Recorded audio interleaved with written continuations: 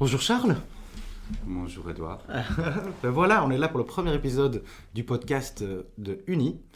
Et je suis là avec Charles de Groot, donc chef du parti Uni, que j'ai rencontré via un membre de ma famille. Et on a commencé à discuter. Il est comme moi très loquace. Oui, un peu. Hein. Ouais, parler de comment changer le monde et quelles sont nos aspirations et vite tourner sur nos sujets. Et du coup, moi j'ai rencontré ce jeune homme, j'ai vu de l'espoir, j'ai vu de l'intelligence et j'étais comme, bien, on se met sur un podcast et on commence à discuter. Ouais, tu es trop gentil, Edouard. Ah. Mais oui, donc l'Uni, en fait, c'est un nouveau parti politique qu'on vient de lancer en 2023, donc officiellement lancé le 27 octobre, et donc on a envoyé sur le Moniteur belge le 7 novembre 2023. Et donc nous sommes maintenant officiellement un vrai parti politique, mais avant de devenir un parti politique, on doit d'abord avoir des signatures pour réussir à avoir des listes électorales pour les élections en Belgique de 2024, pas seulement en octobre, pas en octobre, mais aussi en juin, parce que nous, on a vraiment des ambitions qui sont nationales pour réunir la Belgique, pour unir plus notre pays, qui est pour le moment trop divisé. Et dans notre opinion, c'est parce que les politiciens nous divisent, tandis que les Flamands et les francophones sont en fait un peuple qui parle peut-être une langue différente, mais ont les mêmes aspirations. Une aspiration commune qui est d'unir et de créer de la Belgique qu'on a aujourd'hui un futur qui est meilleur. Donc voilà. Vous l'entendez, politicien né. Hein, Moi, vous comprenez, quelqu'un de 22 ans qui me dit qu'il a déjà son parti politique, j'étais extrêmement excité de se dire, on va peut-être un peu découvrir qui est Charles de Groot. Dans les épisodes, évidemment, on parlera du parti en plus en détail, mais voilà Charles. D'où tu viens, tu as quel âge et comment ça se fait que tu es là avec moi sur un podcast?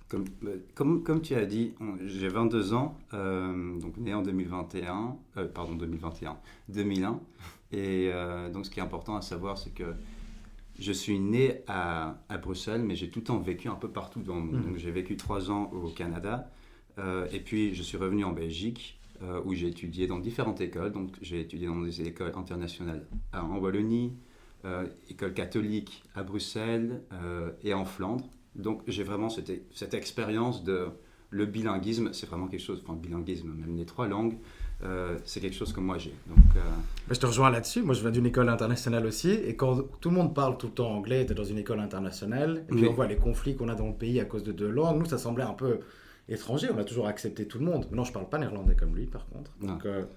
Donc Overijse, c'était ça? Exactement. Donc à Overijse, donc je suis né, donc j'ai vécu la plus grande partie de ma jeunesse à Overijse, où vraiment Overijse, c'est bien un peu de revenir sur la localité d'Overijse, c'est à la frontière linguistique de la Belgique. Donc ça veut dire qu'il y a beaucoup de troubles.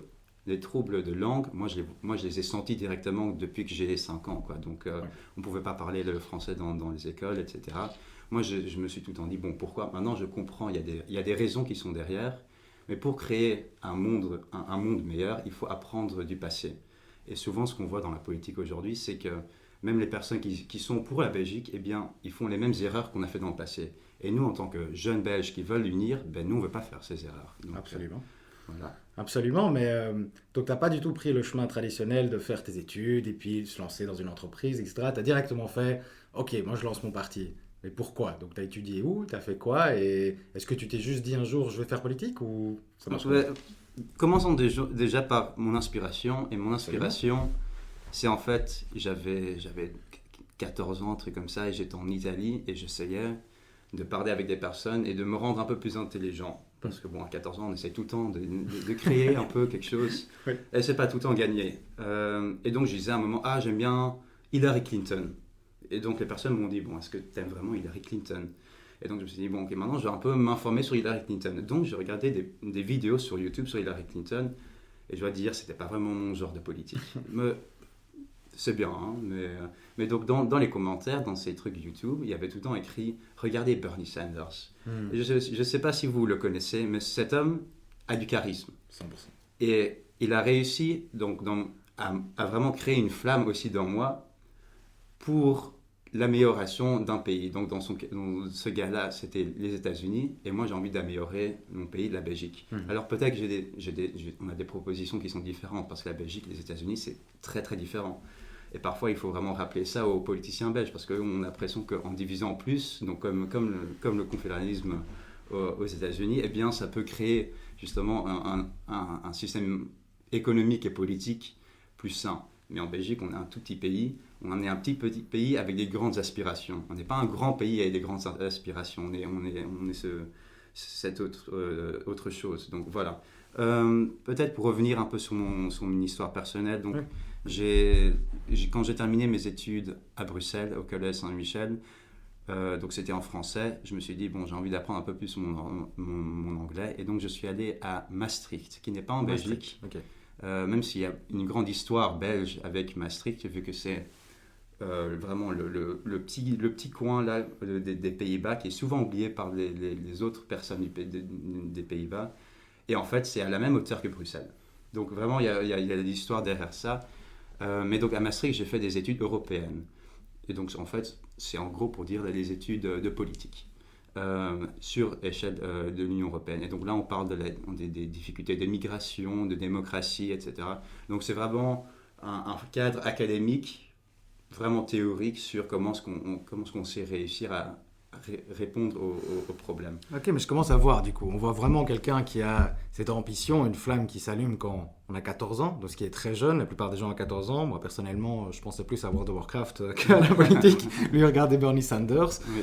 Il a vécu dans un endroit où la différence de langue, et on ne peut pas parler français à l'école, était très présente. Et puis ensuite, Bruxelles. Et puis Maastricht, qui est aussi une université internationale. Oui. J'habitais à Liège, donc en fait, je connais très bien Maastricht. Oui. C'était juste à côté. Moi, je venais tout le temps à Liège pour justement aller à Maastricht. Ouais, pas un train direct. Ouais, voilà. J'ai de la famille qui travaillait là-bas, etc. Donc voilà, et puis on a étudié politique à Maastricht. Oui. Et du coup, on a trempé un peu les doigts dans politique universitaire, ou qu'est-ce qui s'est passé? Oui, donc le système des Pays-Bas est très différent que le système en Belgique. Donc en Belgique, il n'y a pas beaucoup de subsides dans tout ce qui est la démocratie interne d'une université. Aux Pays-Bas, c'est vraiment quelque chose qui est vraiment promu. Donc j'ai d'abord commencé, dans la première année, j'avais rien fait. Et c'était la première année Covid. Donc les 6 mois au début, tout allait bien. Et puis d'un coup, bam, on était sur nos téléphones, etc. Et donc directement, on se posait sur les groupes chat, on disait tout le temps, ok, comment est-ce qu'on peut améliorer le fait que maintenant on a des examens qui sont en ligne, mais justement on doit avoir une caméra, etc. Et nous, on n'aime pas ça. Donc il y avait directement des questions qui se posaient et des réponses qui étaient en train qu'on proposait. Nous, on ne savait pas à qui on les donnait. Et donc de là, je me suis dit, bon, ok, vous savez quoi? J'ai demandé d'abord avec d'autres personnes si eux voulaient aller être candidats pour le conseil de faculté. Oui. À Maastricht, donc dans ma faculté, il y avait 5 membres du conseil qui sont élus par des étudiants et 5 membres qui sont élus par des membres du personnel professionnel.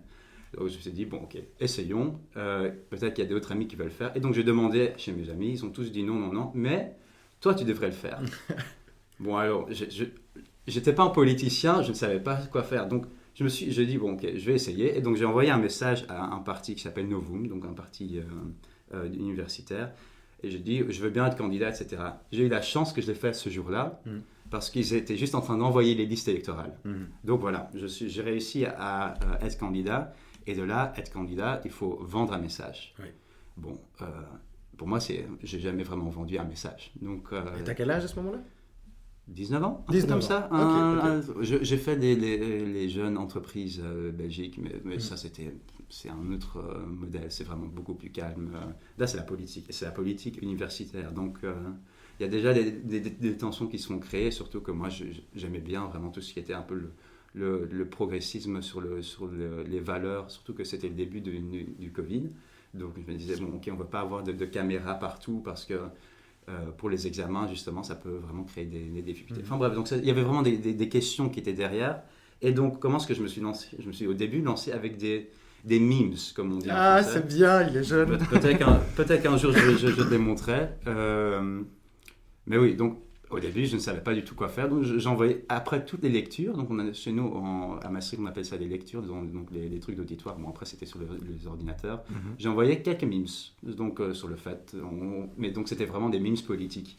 Et les personnes, je pense qu'ils ont vu, c'est quelqu'un qui est impliqué dans la communauté. Et ça, c'est vraiment une leçon que j'ai jusqu'aujourd'hui, c'est que être impliqué dans la communauté, c'est pouvoir parler pour cette communauté. Et donc j'ai commencé là et j'ai été élu avec le deuxième nombre de plus de voix de ma faculté. Je suis pas étonné. Ouais, deuxième nombre. J'avais 52 voix. 52 voix, c'est vraiment le début de Charles de Gaulle. Mais c'est génial, moi j'entends quelqu'un, quand même ton groupe social t'a poussé à poser ta candidature en période de crise et qui utilise des outils de la génération qui est plus jeune. Ouais. Ce qui manque dans nos politiques, c'est la plupart des gens de cette génération, on regarde les politiques, ils sont totalement désintéressés. Et toi, tu as été 52 voix et ça a commencé par « j'envoie des mimes en classe ». Il faut être un peu fou dans la Belgique. Hein. Mais clairement, mais moi je trouve c'est ça la folie belge. Ok, donc ça c'est Novum, tu as 52 voix. Et explique-moi que fait exactement Novum et qu'est-ce que ça représente de faire partie de Novum. Donc Novum, c'était vraiment un parti politique juste pour les étudiants de Maastricht. Donc il y a plusieurs différents partis politiques. Il y a DOPE, Cannes, qui est vraiment un parti climat, pour le climat. DOPE, c'est un peu le parti des fraternités. Donc en anglais, on dit vraiment fraternities, des fraternités néerlandaises. Et puis il y a Novum, qui était un peu un parti qui vraiment il était écroulé pendant les dernières années. Il avait, je pense, 5 sièges sur 49. Donc avant, c'était un des plus grands sièges. Donc ça, c'est politiquement, Novum n'allait pas bien. Mais j'aimais bien les valeurs, l'idée un peu du progressisme, surtout dans le cadre universitaire. Donc je me suis dit, bon, ok. Donc j'ai été élu membre du conseil de fac. Et je me suis directement dit, bon, j'ai envie d'aider ce parti aussi. Parce que lui, il m'a aidé à être candidat. Parce qu'ils m'ont vraiment aidé avec comment est-ce qu'on s'est parlé, etc. Avec des personnes, etc. Qu'est-ce qu'on doit envoyer comme message, qu'est-ce qui fonctionne le plus.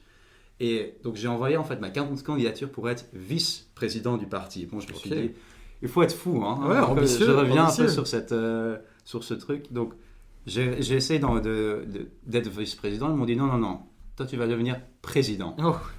La responsabilité. Oui, mais donc je reviens ici, je suis presque émotionnel sur le fait, parce que j'avais 19 ans, j'étais encore rien dans ma vie. J'avais travaillé quelques trucs promo boy, etc. Donc je savais vendre un peu, mais c'était pas une stratégie politique. Pourquoi demander ça à moi?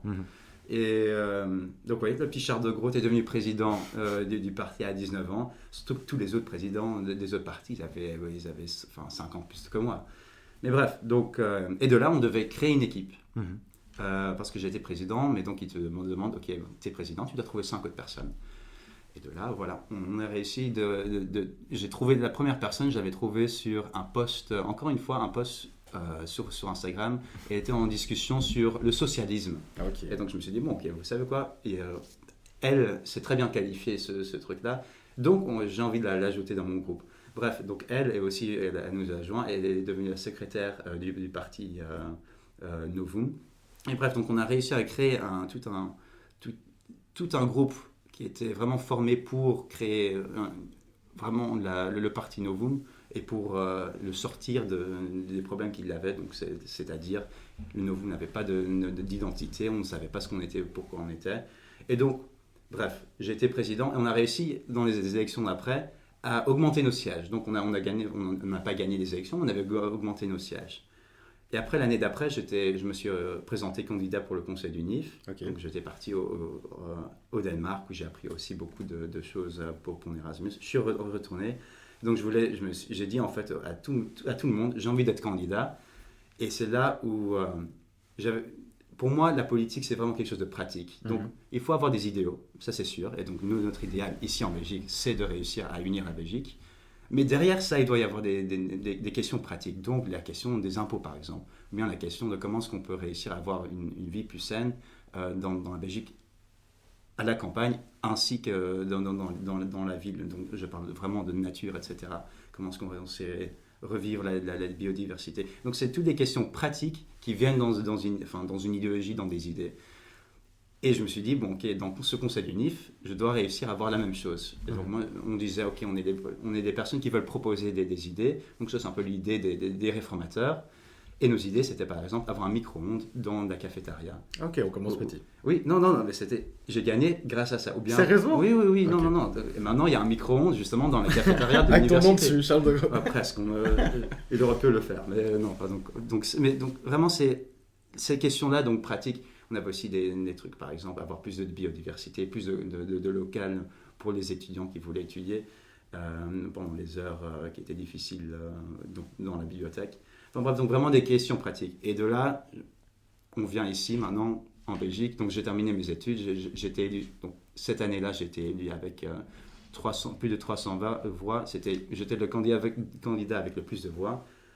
Encore une fois, je ne sais pas comment, mais bon, donc il y a des personnes qui aiment bien écouter justement ces idées, et je pense que pour renouer l'espoir dans la politique, il faut promouvoir des idées et aussi les faire. Et quand on voit ici en Belgique, c'est souvent, on vous promet tout et presque rien, et après quand on est là, c'est rien. Donc, Mais je reviens quand même, parce que du coup, tu as commencé, tu as eu genre 52 voix pour la première élection, là tu en as eu 300, Parce que c'est un peu fou de lancer un parti. C'est comme lancer sa propre entreprise. C'est comme être CEO. C'est vraiment, il faut un set de skills qui est extrêmement varié. C'est pas juste les soft skills, c'est pas juste les hard skills. Clairement qu'il a. Moi en politique, je connais pas grand chose, je vais être honnête. Mais lui, quand il commence à parler, on voit clairement. Mais c'est aussi recrutement, c'est aussi gestion d'une équipe, c'est aussi savoir se vendre.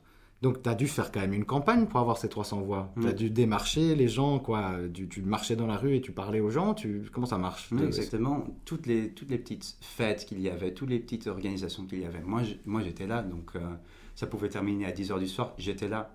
Et je pense que c'est aussi ce qu'on voit de plus en plus dans notre génération aujourd'hui. C'est qu'on a l'impression qu'il y a beaucoup de personnes qui se disent « Ah, les générations jeunes, ils ne vont pas réussir à faire quelque chose ». Mais c'est là où justement nous, on doit réussir à venir avec cette énergie, parce que les personnes, ils aiment l'énergie. Donc si on vient avec l'énergie et on dit « Ok, moi je vous propose ceci » et on va le faire, alors c'est là où on crée l'union. Et donc nous, on ne veut pas juste créer l'union avec la jeunesse, mais on veut vraiment créer l'union au sein de la Belgique. Et voilà, donc on est ici vous voyez cette flamme, c'est ça qui m'a attiré. C'est vraiment, regarde, il a l'espoir. Il a vraiment en mode... On voit, on part de 14 ans qui a regardé Hillary Clinton, Bernie Sanders, à international, à bon, je vais juste prendre ma candidature pour être en fait président, pour au final avoir le plus de voix, et on voit comment on arrive à uni, tu vois.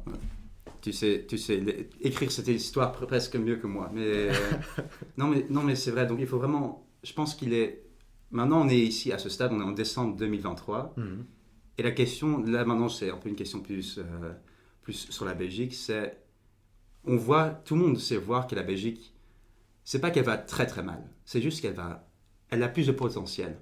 Et nous, on veut justement, avec notre parti l'Uni, de redonner ce potentiel à la Belgique. Et donc, en fait, on fait une analyse. Quel est le problème avec la Belgique? Et pour nous, c'est d'un côté, il y a trop de gouvernements.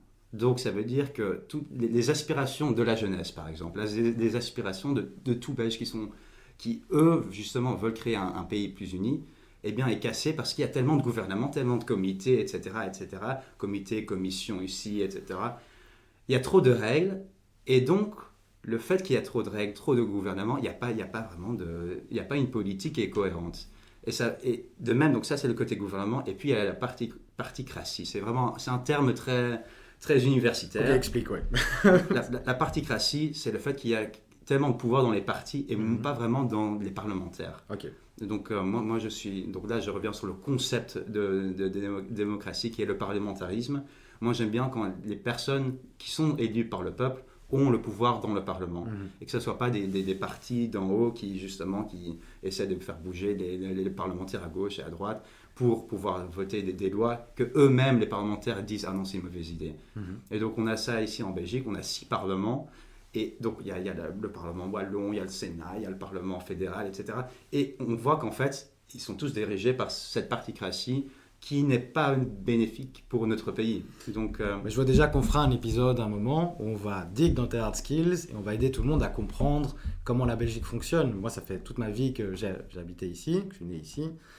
Et que la politique, ça m'a instant un peu dégoûté. Tout ce que tu me racontes, là, je vois plus ou moins, mais pouvoir utiliser des formats et des canaux de communication qui vont fonctionner avec les jeunes et augmenter aussi la connaissance de comment nos partis vont fonctionner. C'est ça aussi la particratie, c'est réussir à dire aux personnes « Ah oui, c'est trop compliqué. Donc, il faut voter pour le PS, pour la NVA, le Vlaams Belang, etc. parce que c'est trop compliqué. » Et nous, on est justement... C'est peut-être compliqué, mais c'est parce que le système veut que ça soit compliqué. Et donc, nous, dans la jeunesse, mais surtout nous, Belges, qui veulent réussir à réunir la Belgique, eh bien, nous, on doit donner l'alternative. Et pour le moment, cette alternative n'est pas là. Donc, voilà notre devoir en tant que parti de l'UNI. Donc l'UNI, ça vient aussi de UNI, le côté néerlandophone, et l'Union, côté francophone. On met ça ensemble, c'est l'UNI. Encore une fois, directement dans notre nom, on veut mettre les personnes ensemble, on veut rassembler.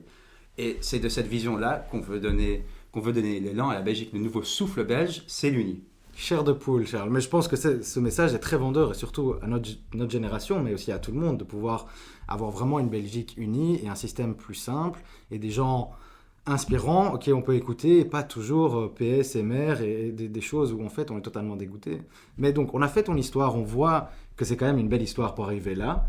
Moi, je veux savoir où est-ce que Charles de Groot va être dans 1 an, et qu'est-ce qu'il veut être dans 5 ans. Pouf.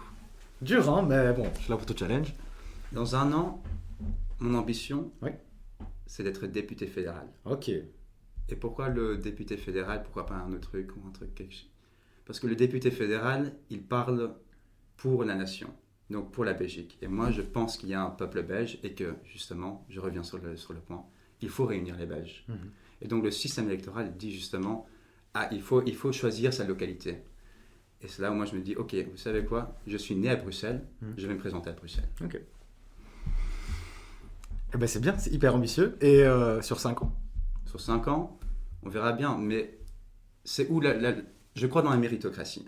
Donc je pense que vraiment, il faut revenir aussi sur les bases de la Belgique. La Belgique, c'est vraiment un pays innovant. Et si je suis un politicien, je dois revenir aussi sur l'histoire de la Belgique. Et la Belgique, vu qu'elle est innovante, vu qu'elle est méritocrate, eh bien, elle doit inspirer ces valeurs aussi. Et donc moi, je ne veux pas devenir Premier ministre directement, enfin, soyons fous, même si l'UNI a le plus de nombre de voix maintenant. Parce que là, on est en train de créer un parti, vraiment. Mais je crois dans la méritocratie. Donc, si la population dit, Charles de Groot, en fait, c'est quelqu'un qui veut vraiment faire quelque chose, et je suis d'accord avec ses idées, et il fait quelque chose, allons l'aider, etc. Je me dis, bon, ok, je suis au service de la population. Mais c'est bien, là on voit qu'on est vraiment focus sur cette année, le travail que tu dois fournir pour pouvoir lancer le parti. On voit que tu as le bon background pour, il faut se dire, les gars, il s'arrête jamais ce bonhomme. Vendredi, il était en voyage partout en Belgique, là on est un samedi après-midi alors que tout le monde est en train de regarder le foot. Et je pense que il regardera en arrière un jour quand Charles sera à la télé en mode ah mais j'ai fait un podcast pour lancer l'Uni quoi. Oui. Ouais. Non, quand tu parles comme ça, j'ai presque des larmes aux yeux, mais c'est pas juste pour moi-même, c'est parce que là, on est vraiment en train de créer avec tout un groupe de jeunes. Et si vous êtes intéressé, vous pouvez aussi nous joindre. Vous pouvez devenir membre, vous pouvez même devenir candidat. On a toutes des listes à créer, etc.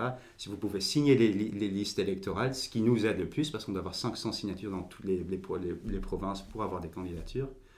Mais donc, c'est parce que je vois qu'il y a tellement d'espoir en Belgique pour faire quelque chose. Donc, il y a une question de est-ce qu'il y a le désespoir en Belgique? Oui, il y en a. Oui. Mais il y a aussi, dans le désespoir, il y a la flamme qui peut justement revenir et qui peut donner le changement. Et c'est ça, on voit aussi avec la Belgique, dans l'histoire de la Belgique. Et là, je reviens un peu sur l'histoire de la Belgique. Pardon, je suis politicien. Non, c'est normal. Mais la Belgique a tout le temps été un pays qui était entre des grandes forces. La France, l'Allemagne, les Pays-Bas pendant un moment, l'Espagne, l'Autriche, etc. Et le peuple belge a dû survivre tout ça. On a eu des guerres, etc., qui étaient vraiment longues. Et on a réussi à survivre, on a réussi à créer cette indépendance. Et de cette indépendance est venu un peu ce que j'appelle le miracle belge. Donc le Belgian Dream, on pourrait même dire, il y avait l'American Dream, eh bien il y avait le Belgian Dream à un moment. Et c'est justement ces valeurs de la Belgique, du travail, de l'innovation, etc., qui ont poussé à beaucoup de personnes d'immigrer en Belgique. Parce qu'ils se disaient, en Belgique, il y a du travail. En Belgique, il y a l'espoir. Et moi, j'ai envie de recréer justement l'espoir, d'abord pour les Belges ici, et après, la Belgique est le centre de l'Europe. Et le cœur de l'Europe, et de redonner ça aussi à l'Europe. Donc, moi, je suis d'accord. Donc, moi, je suis psy de formation.